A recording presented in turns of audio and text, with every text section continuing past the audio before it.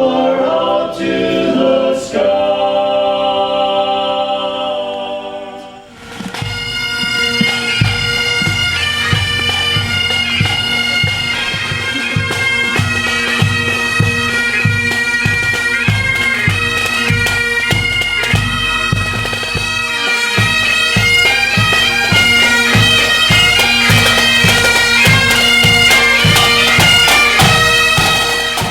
Invite the vets of Gem Vacuum up. We'd like to have a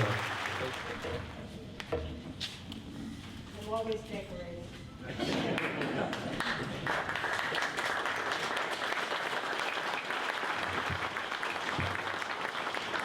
We gather here to remember and honor the 3,000 individuals who were violently and senselessly murdered on September 11, 2001.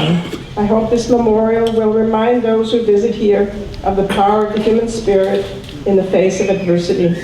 This memorial is an everlasting tribute to those lost. Make us realize that we are all sisters and brothers, sharing a common humanity, which is the gift of your hand. Land of the free and the home of the brave. This weekend, we honor the memories of those who were lost on 9/11.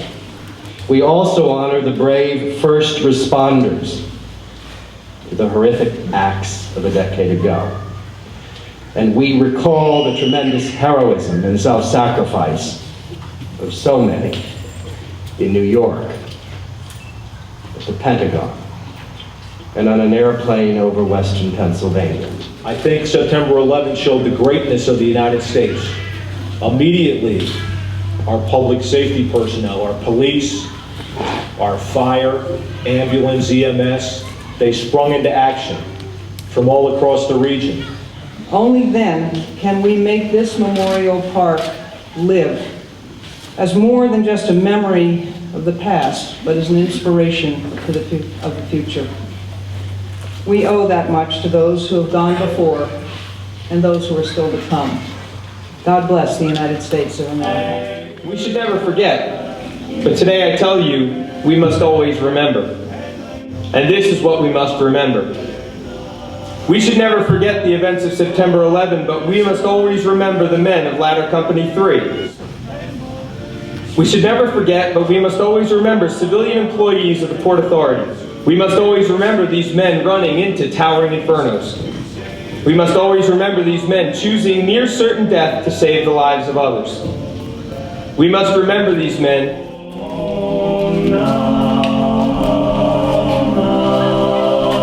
They will always be among us, for their love can never die. And we shall walk together, though the years may all pass by. And at every graduation Robert Lynch, a 44-year-old property manager, cleared a bookstore and a child care facility before heading through the plaza to help with tower evacuation.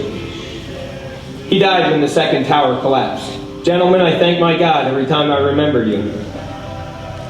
We should never forget, but we must always remember the people of Gander, Newfoundland, Canada. The stories of Gander are too numerous to tell here, but believe me, each one is unique and special.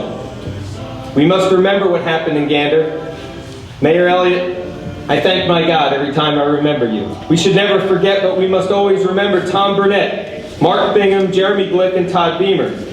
Many of you, I am sure, recall Beamer's famous line, "Let's roll."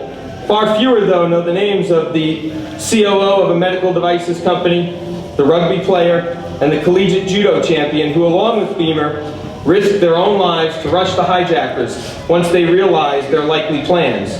We should never forget, but we must always remember Staff Sergeant Christopher Brayman, a Pentagon cook, who against the orders of emergency personnel, ran into the burning building to help others get out. We should never forget, but we must always remember Rick Rescorla, the 62-year-old head of security at Morgan Stanley and retired Army colonel. He died, however, going back into the building to help the injured and the trapped. Every time I remember them, I thank my God.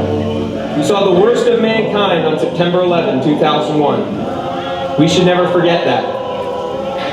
But we saw even greater goodness on September 11, 2001. We saw even greater triumph on September 11, 2001. We saw the best of mankind on September 11, 2001. In the end, love conquered and the righteous ruled.